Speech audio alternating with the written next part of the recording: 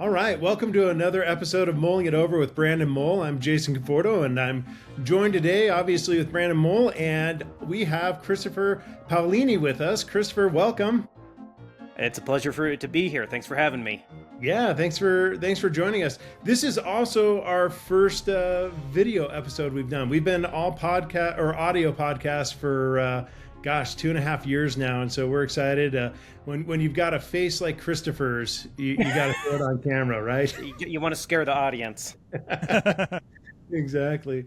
Well, thanks again for being here today. I think what we want to do is just start out just kind of learning a little bit more about you. I know your book series is huge and people know about that, but why don't we talk a little bit about getting started? And I know you're kind of the poster child for getting published young. So tell us a little bit about that experience. I'm sure this is a story you've told a thousand times, but we'd love to kind of hear how you got started and how unusual that was to get published at such a young age. Sure.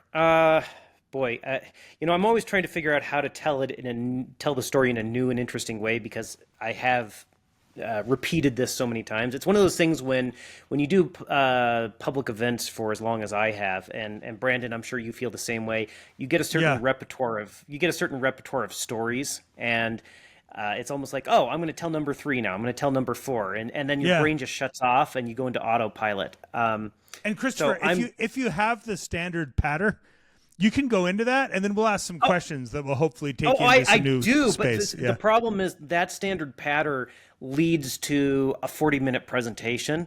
Oh, right. So I'm gonna try to make this ready for us too. Yeah, I'm going to try to make this a little more conversational, a little more casual, a little more conversational. Exactly. Okay, so where to start here? So I guess I am going to go into a little bit of the standard pattern. So I grew up in Montana. I am in Montana right now. Brandon we've done an event together in Bozeman, Montana, which is about an hour drive from my home. So I live in Paradise Valley, Montana, which is gorgeous. And I was homeschooled my whole life because my mom is a trained Montessori teacher. So when my sister and I were born, her natural inclination was to start teaching us. And by the time we were ready for first grade, we were already a couple of grades ahead. So my parents decided it was a good idea to keep on that path. As a result, I graduated from high school early. We never really took any summer breaks. And I graduated at 15, all the way back in the 90s. And back in the 90s, we really didn't have any internet. It was all dial-up modem, and social media didn't exist. YouTube didn't exist. Google didn't exist. The internet just really wasn't what it is now. And all we had was Dungeons and Dragons manuals. You had that. I didn't even have that because I lived in the middle of nowhere. Yeah, that's right. Okay. Yeah, keep going. Sorry. No, it's true. I mean, the nearest town from where we lived was a 30-minute drive, and I didn't drive. So we didn't even get television reception where we lived, because we lived down in the bottom of the valley, so the reception wasn't there. So for someone who's younger, I'd say try to imagine you don't have internet, you don't have television. You have radio, but that just gets you NPR, so you can listen to smooth jazz and occasional news updates from the BBC. Right. And and the nearest neighbor is a half mile away, and they're in their 50s and run a construction company, so there's no one to play with. So my first thought when I graduated... What you needed was to find a dragon egg. That's what you needed. That's exactly right. And that's what I wanted. My first thought when I finished school was this was going to be wonderful. I didn't have to do this thing I'd had to do every day for so long. Life was going to be perfect. And I had a lot of fun just running around and playing in my yard and digging holes and climbing trees. But then after about 2 weeks, I just got severely bored. And it's true what they say that, boredom is the key to so much of creativity. And because of that boredom, I decided to try and write the sort of things that I enjoyed reading. And I had been and have been a huge reader. I'd read, we have these old Carnegie libraries. I think it's, Carnegie, libraries here in Montana, and I had read pretty much all of the sci-fi fantasy in our library. And not being the smartest kid at the time, I kind of felt like I had read all the sci-fi fantasy in the world. That's just that was all that there was. So I figured I was going to need to have to write the sort of thing I wanted to read, and what I wanted to read was an adventure story about a boy finding a dragon egg and going off on a big adventure. And I was specifically inspired by a great book called Jeremy Thatcher, Dragon Hatcher by Bruce Coville, which is part of his it's part of a series that I'm forgetting the name of, but he's a fantastic author.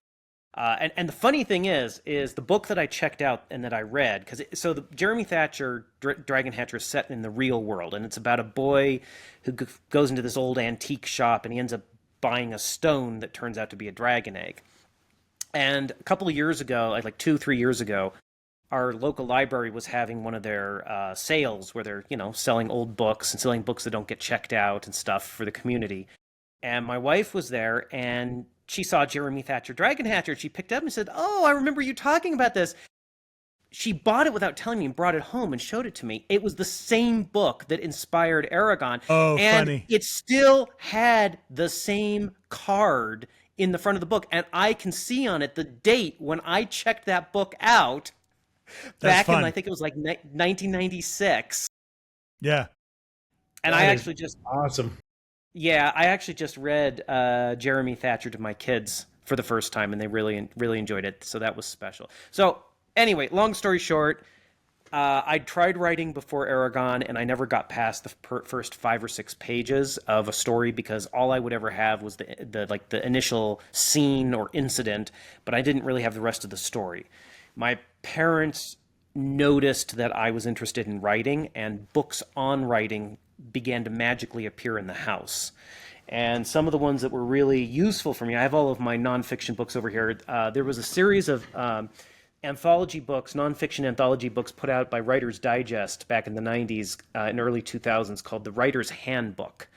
And these were essays by published authors in various genres about all different aspects of writing and publishing. And you can still find these out and about. So we had the Writer's Handbook from 88, 98, 2001.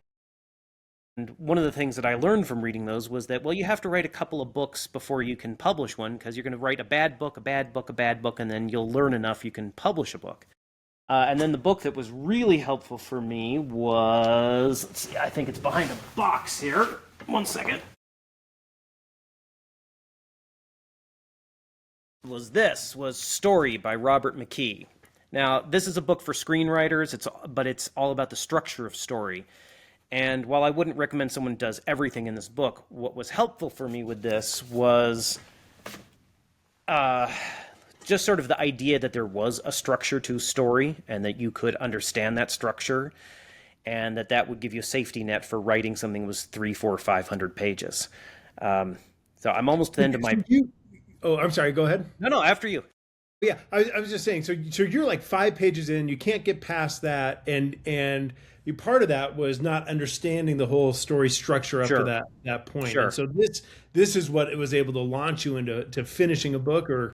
Yeah, so what happened was I when I decided to try and write after I finished getting bored with digging holes and stuff, I tried writing a couple of stories, and again, it was like 5, 6 pages, and I just stall out. It's like, where do I go from here? So I actually stopped writing and concentrated on reading these books that were in the house. And I didn't write anything for half a year, 3/4 of a year while I was reading this stuff. And then, how old were you at this time? So I graduated at 15, and it was that year when I was reading these books. Yeah. So this would have been back in 1998 or so. And then, because I've always been very methodical, and this comes from the Montessori method that I was brought up with. So once I had this idea of, okay, plotting is useful, I decided, and I did, I created an entire fantasy world. I plotted a whole story about this princess named Arya, and it was a very family-oriented story. Her mother was an evil queen, and there was, anyway, so I plotted out this whole story, created this whole world, and then I stuck it all in a drawer, and I've never done anything with it since.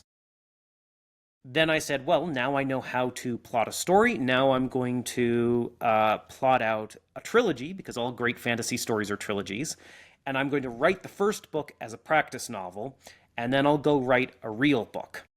So again, I spent about 3 months or so creating this world and creating the story of the trilogy, and then outlining the trilogy, and then outlining the first book in fairly granular detail.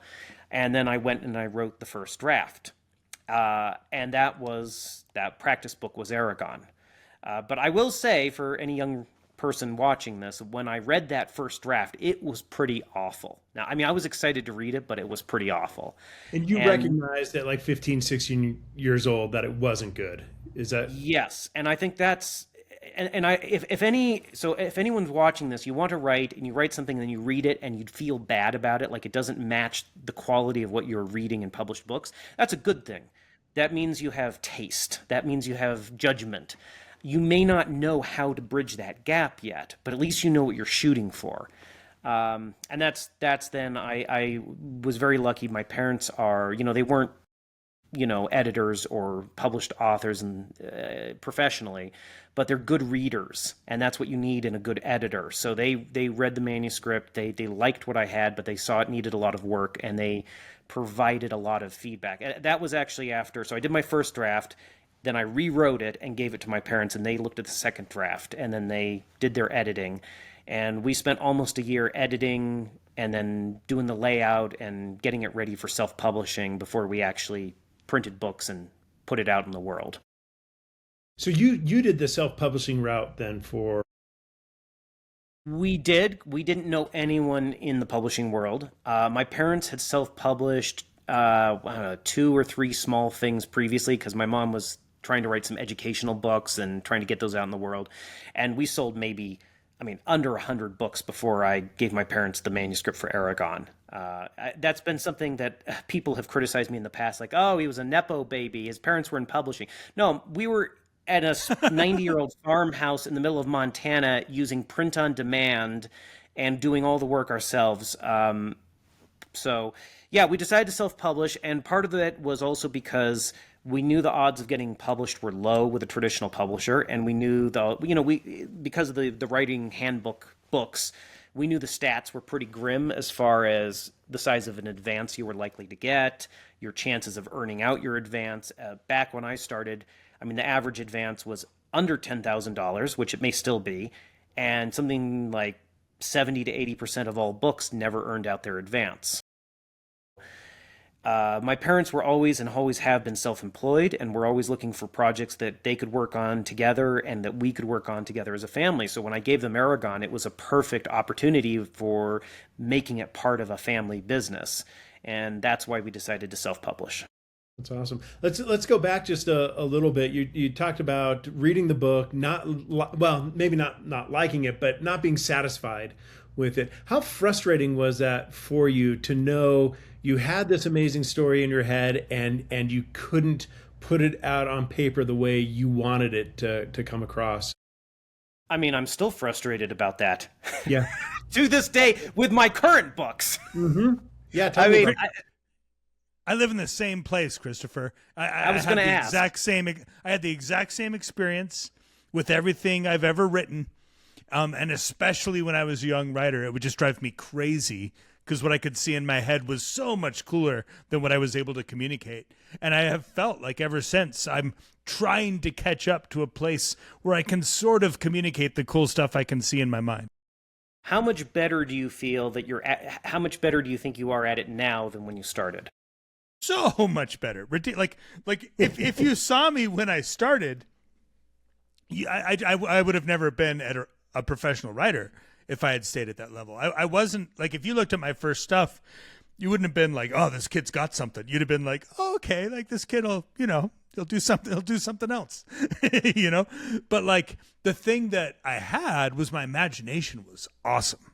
I could see really cool stuff in my head. And so I knew that. So I had faith that if I could ever get my writing skills to catch up to that, maybe I'd have a shot, Mm-hmm. But it was to me, it felt like a long slog to get my writing skills to catch up. And I'm still fighting that fight. Every book I write, I have, there's both relief that I'm getting a little better at it just gradually as I keep trying. And there's also a gap that I'm very aware of between the cool story in my mind and how much of it I'm able to deliver in a way that a reader could make sense of, you know? Yeah. And I think too that, there's this whole thing like how teachable is writing? I mean, nonfiction writing is teachable. That's not a problem because you're just conveying information. But even then with nonfiction, how you convey nonfiction information is usually still structured in story format. A causes B, which results in C. That's a story. Yeah. For me, and I think for a lot of people, and it sounds like it was similar for you, Brandon, is that you have to feel something. Like when I was, this is hard to put into words, but I would imagine something like you just said. I'd picture something and I would feel it. And that was my driving force. That was my North Star. It was like everything else in the story, everything else with the technique was to support those images, those feelings, and then figuring out how to convey them and invoke them in the audience. Christopher, and the thing is, like, I would see, I could describe it like this. What I see in my mind is like an ink blot. It's like a cloud shape. It's not a perfect movie. You know what I mean? Like when you say it's a feeling, that's what I call my ink blot. Like I can feel it, I can see it, but kind of, because it's not like I hear every line of dialogue and see every shot like a movie. Though it's kind of like this sort of ink blot movie in my mind, right? And I feel an attachment to it that I want to convey. Yeah. So when you're getting notes from your parents, talk to me about that process. Was that something where you got the notes and it was devastating, or you got the notes and it was exciting and the rewriting was exciting and like where were you in that process? Was it all frustration, or was it like, oh, this is actually going to work, this is going to make it better, and I'm excited to do all these changes? I think it was about 10% excitement and 90% frustration and anger, because my brain, the first draft, when I finished the first draft, my brain says, I'm done. I told the story. Yeah. So to go back then is difficult. And when we were starting out, I did not trust my parents' editing as much as I should have, because, well, I'm the one that's writing and I'm the one that's read these books that have inspired me, and I've been thinking about this and I was a teenager. But I did take their marks and work them in. I didn't ignore anything. It was hard. And, it's a little bit of a blow to the ego when you put all that work in and time, and then someone comes along and says, you did it wrong, go fix it. But I couldn't deny it because I knew it wasn't working, or it wasn't as good as it could be. And so, of course, I did need to be fixed. The hardest part, actually, was that we did all that editing. And then once Random House picked up the book, I had to go through another round of editing with my then editor, Michelle, who is still my editor, actually. And that was really hard to then revisit a book that I'd had in the done category for a long time in my head. Yeah. So these days, I won't say that editing is my favorite thing to do, but I'm much more just concerned with the ultimate quality of the piece. So I will do whatever I have to, and that gives me great satisfaction. And I've learned a lot from revision. I've learned more from revising and editing than I ever have from strictly writing. So even though it's been a difficult process at times, I'm very grateful for it, and very grateful for all the wonderful editing I've received. So there's two versions of this original book out there then. There's the self-published version, and then it was Random House who picked it up and did the... and there's my first draft, which has never seen the light of day, sure. And probably won't, because Eragon was named Kevin in that draft. So I love it.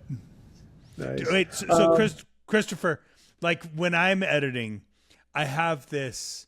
I tried to describe to my editor that it's like I've built this really elaborate house of cards where I kind of see how everything connects. And so certain edits are so hard because it's like, wait, but the whole structure is going to collapse if I change this or change that. And I have to reimagine the structure of the house of cards, so that I can then change a piece of it. And that part of it is so painful and often so rewarding. You know what I mean? Like you end up with a better house of cards, but man, sometimes you have to tear things down to build them back up, and that part's a mix of frustrating and exciting. Yeah, I've had some substantial revision experiences. Not so much with the Inheritance Cycle because I outlined the whole sucker from start to scratch, and that really helped me. But when I got into my sci-fi novel, To Sleep in a Sea of Stars, I got cocky. Yeah. It was like, hey, I've written 4 books and they've all done extraordinarily well. Hey, I know what I'm doing and I've got a good idea and I've got a rough outline. I'm just going to go write this. And turns out my brain can't do that. And so I wrote a very large novel of about 300,000 words that then had to be rewritten. And then finally I had to scrap 3/4 of it and write 3/4 of it from scratch with a solid outline finally. My agent said, you really did tear down the whole house of cards and rebuild it. Yeah.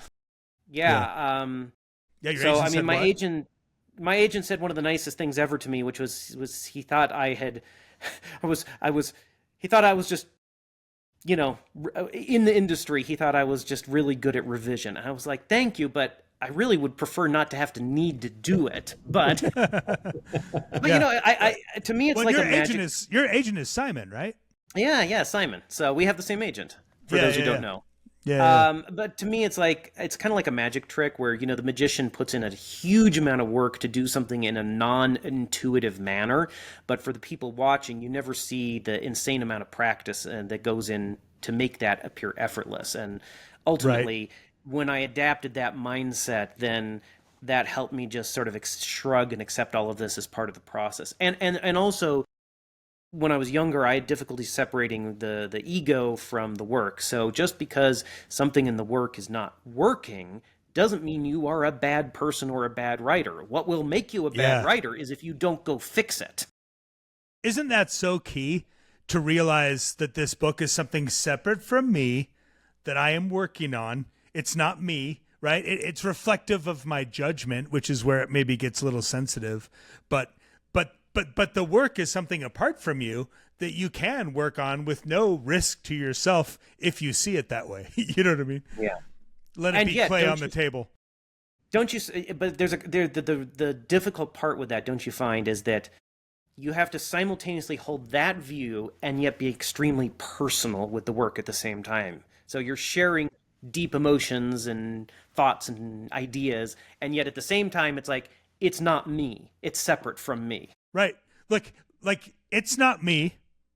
And this represents everything that I think is cool and funny and interesting and worth reading and heroic and whatever. You know what I mean? It represents my judgment, right? It represents so much of my judgment on what's worth sharing. And that's the part that gets kind of painful, right? But I mean, it sounds like it's almost like having a kid. The child is not you. But it is everything that you love, and it's everything you care for. And when you see that get torn down, it causes real pain. It's not like fake pain. They're beating up my kid. Well, and of course now with the internet, we have the unique experience of being able to experience strangers making comments anonymously about your work, where you're not technically present for those comments, but of course you can go online and see those comments when they wouldn't necessarily say that to your face. But we just, we live in a strange time. So I generally stay away. I try. What were you going to say? Yeah. So Brandon, I was going to ask, how much do you outline for your books, and how much is it seat of your pants, finding your own way as you're writing? Yeah, Christopher, I'm almost like a perfect hybrid. I'm very much a hybrid. The outline is the ink blot in my mind. And that ink blot in my mind, I will spend sometimes years with that before I set pen to paper.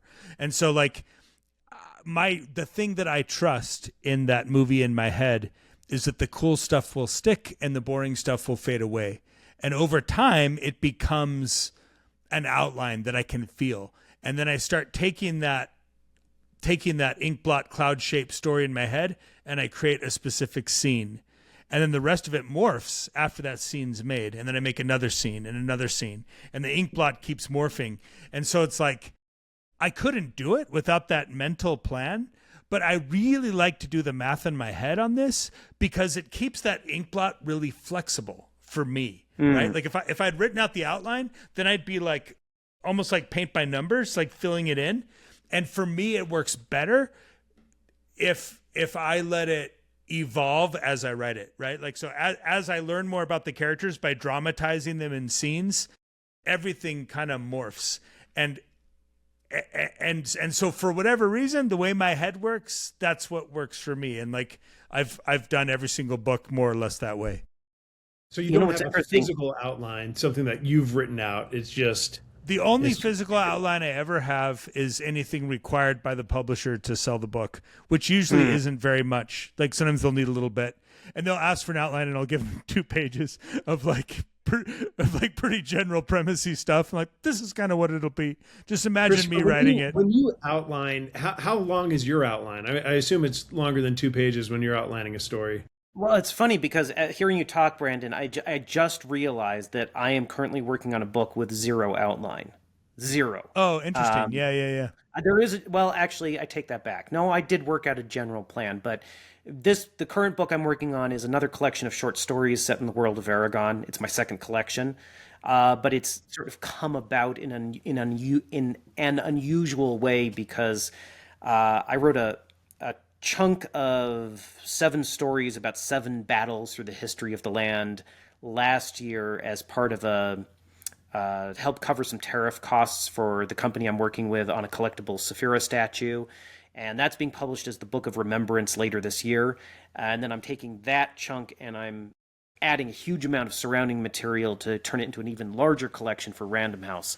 So it's been a really unusual writing experience in terms of constructing this. But as far as my larger novels go, I'd say the outlines tend to be 8 to 14 pages. And I'm with you, Brandon. I don't like to get so detailed that it feels like painting in the numbers, especially since when you write the actual scenes, the characters come alive and they'll do things you don't expect, or you make discoveries, right? Yeah. Yeah. So what I'll usually do is like a paragraph per major scene and just tell myself, why are we here? What's the intro to the scene? Like, what's the problem the characters are trying to solve?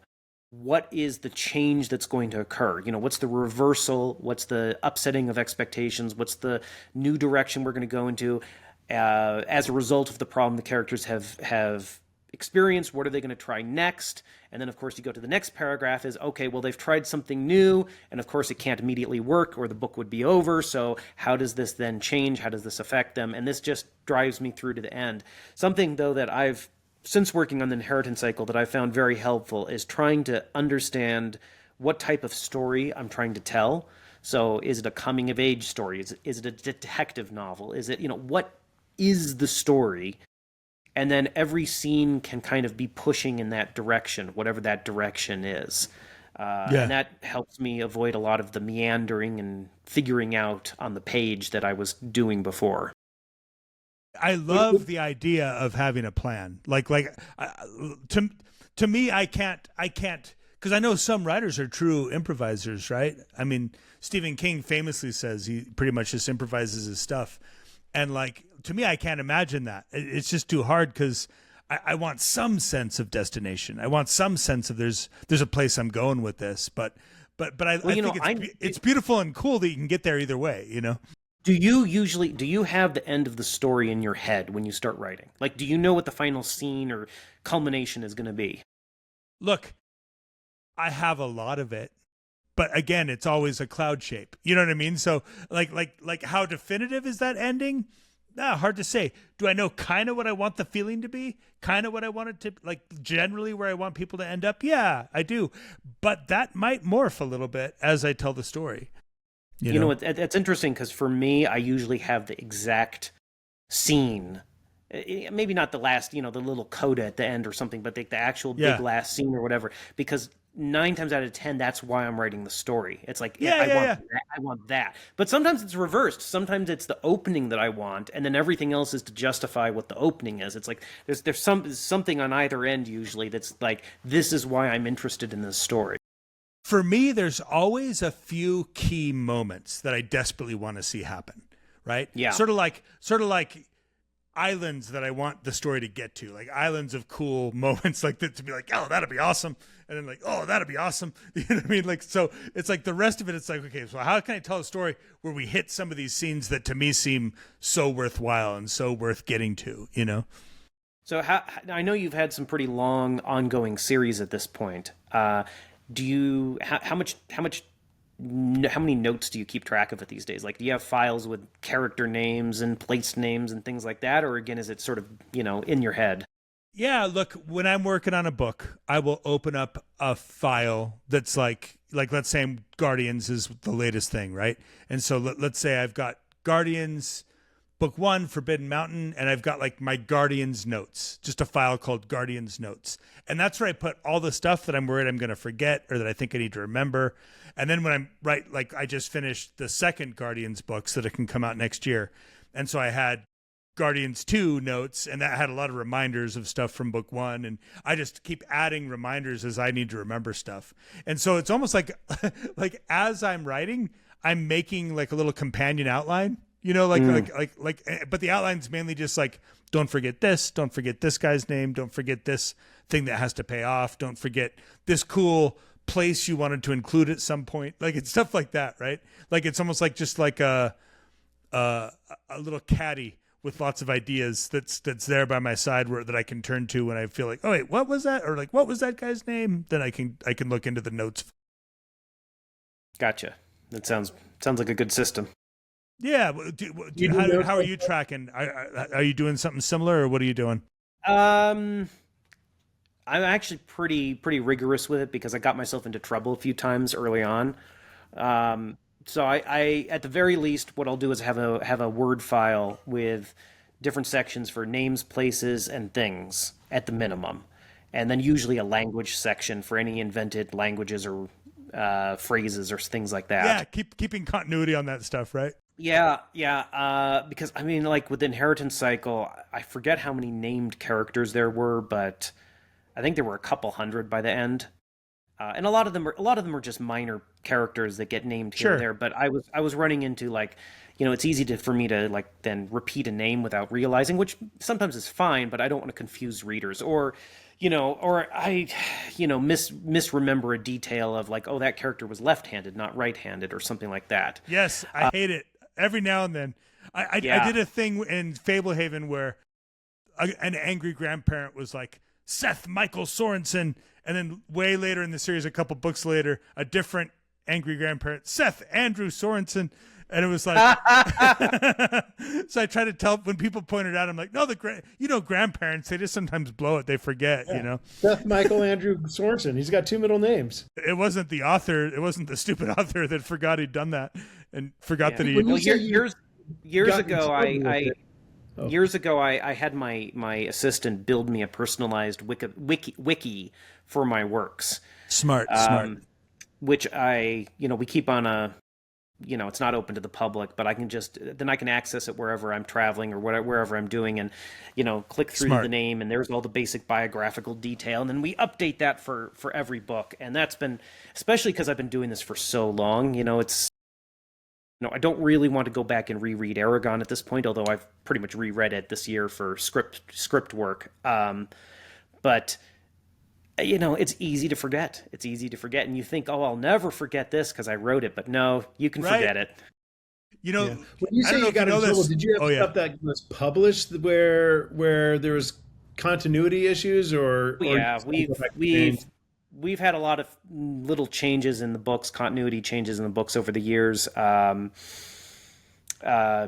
Names that were spelled wrong, people that were left-handed when they should have been right-handed, or right-handed when they should have been left-handed, eye colors that changed, and a lot of it's just the matter of me perhaps not checking something I should have when I was writing, or just misremembering. Like when I was working on Murtagh, which came out in 2023, I'm writing about characters and events that I was working on when I was 15 back in 1998. Right. You do your best. And who's pointing this out to? I assume it's fans who come across this. Usually. I mean, if we don't catch it in the editing process, it's the readers. The best one was at the beginning of Murtagh. Hold on, I have a I have a little argument, as I called it, at the beginning, just to introduce the world to everyone again and just set the stage. And I use this word, talking about the world. Throughout, one will find divers peoples and creatures, from hardy humans to et cetera, et cetera. So lots of people were saying, oh, there's a typo on the first page. It says divers when it should say diverse. And I was like, oh, come on. None of you read your Tolkien. None of you've read the King James Bible or... Yeah, you were doing like an old-timey spelling kind of. Yeah, I mean, you're fantasy fans. You should know the old words. Yeah, that's funny. Oh, I love it. I'll take the blame for that one. You know, you got to know your audience. Hey, I got to ask you about this. How aware were you that Eragon was the word dragon with one letter, one tick off? Did you know that at first? Did it happen subconsciously? How do you think I came up with it? How do you think I came? No. Was it just totally deliberate? Like, what was the thinking? Yeah, of course it was deliberate. No, what happened was, because I was inspired by Jeremy Thatcher Dragon Hatcher, which is set in the real world, I was wanting to write my sort of version of the story of a boy finding a dragon egg. So I took a stab at it without an outline. This was, again, before I knew about story structure. Sure. And I started with a boy in the real world named Kevin, who was on his family farm and goes out in the woods and ends up finding a dragon egg. Yeah, it was probably basically you. Yeah, he was 100% me. Right? Because you know what I mean? That's what the we do easiest at thing 15. for a 15-year-old boy to write about is a 15-year-old boy. Yeah, right. So then when I tackled the story again with an outline, and I wrote this whole book, I didn't want to change the name Kevin, because I knew the name of the main character was so important, and I didn't want to waste time on something that was going to keep me from actually writing the book. So I just wrote the book and figured I can change the name later. And so after the fact, I was like, okay, now I have to replace Kevin. The problem is when you live with a name for a year and you're writing for a year, you get really it's like your brain doesn't like any other version. So I wrote... This guy's Kevin now, yeah. This guy's Kevin. So I wrote pages of names, of real historical names, just sort of invented fantasy names, just trying everything. And Eragon was one I threw out when I was doing it. I was like, change dragon, change the first letter to E. And I was like, no, that's just too obvious. No, just keep going. And it was only later when I was looking at the names and I was running through them with my mom to get another set of eyes and ears. I said, well, I kind of like Eragon, but it's really close to dragon. She's like, no, she said, that's a good one. You should try that. And that's how I ended up with Eragon.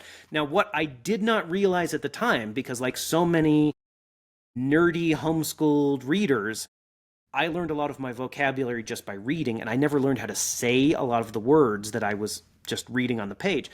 So I did not realize that Aragorn was said Aragorn until we had Eragon printed and published, and I'm sitting in the theater watching Lord of the Rings, and they're saying Aragorn.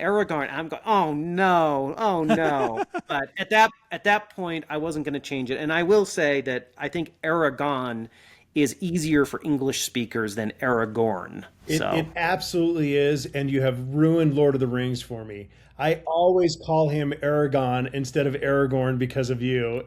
And to the point where as being a huge Lord of the Rings nerd, like I have to go, wait, is it Eragon or Aragorn? Which one is he? And yeah.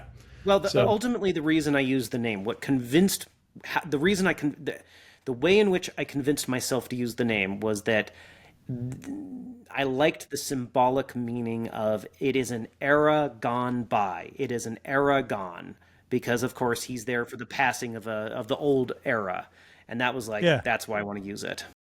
Look, it's a name that totally works. For me, it took me years before I noticed, hey, that's Dragon. But and when I did, to me, it was kind of an ad. You know what I mean? Like, I was like, well, that's kind of beautifully poetic that, this. Well, it tells you what's in the 10. It's exactly what's in the 10. Well, Brandon, how do you go about getting your names? Because, I mean, you've had... interesting mixes of both real world settings and names, but then you have a lot of fantastical stuff as well. So what's your approach on that? Sure. Like in the real world, I'm often drawn from like my little sister's best friend was named Kendra when we were kids. My little brother's best friend was named Seth. I like that everyone isn't named Kendra, but some are. I like that everyone's not named Seth, but some are. It was like about the right amount of usage, the right amount of frequency. And so like for some of the real world names, I'm sometimes doing that, drawn from people I liked or people that I knew, or just like I'll get a big fat name your baby book sometimes, and if I want a name that starts with B, then I got a lot of B names all in a row, right? You got that kind of thing there? Yep. No, hey, it's a simple way to do it. It's a smart way to do it, I think.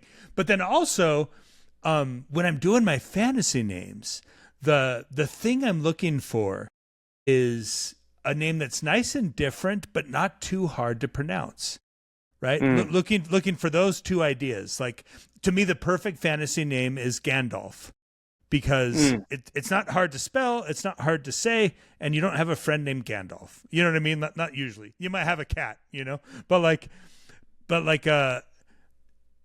I'm on the lookout for names like that. Like when I'm out doing book signings, like if I hear a name where I'm like, wait a minute, that one's not hard. It's easy to say, it's not hard to spell, and I don't ever hear it, I will write that down. You know what I mean? Like I'll keep a little log of it, and then I will go in search of those names.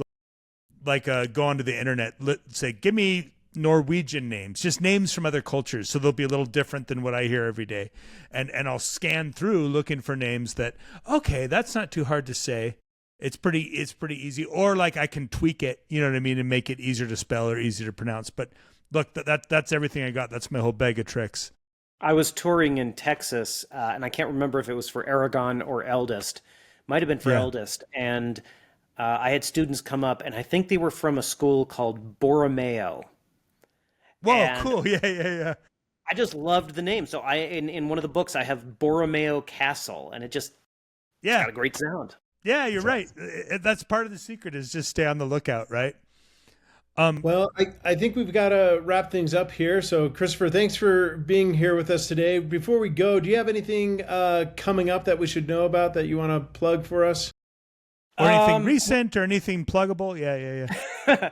Well, my two most recent books that published were Murtagh and Fractal Noise, which is a sci-fi novel, both of which were in 2023. The Book of Remembrance is coming out later this year, but the late pledges for that just closed today on the 15th of May, so I don't think anyone else can get that. So what'll be coming up next for me is Tales from Alagasia Volume 2, and then hopefully for some other stuff as well fairly soon that I can't talk about quite yet. Awesome. And then what about you, Brandon? I know you just had a big release. Tell us a little bit about what's going on with you. Yeah, so I mean, the latest thing is my Guardians series. Forbidden Mountain is book 1. It's for sure just 3 books. I'm so excited for people to share this one, because it's just some of my best work. It's about as good as I have in me, I think.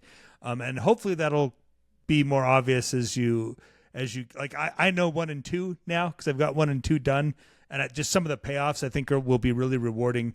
But yeah, if you haven't checked that out, find Forbidden Mountain Guardians. It's for the kind of person who likes to read. Some of my books are for, like maybe get a reluctant reader started. This one, I would say, this is more for somebody who's some of my adult readers or my teen readers, or also like the kind of kid who loves to read a series or a thick book. Awesome. Well, again, Christopher, thanks for being here, and thank you everyone for joining us on another episode of Mulling It Over with Brandon Mull. My pleasure. Thank you. Thanks.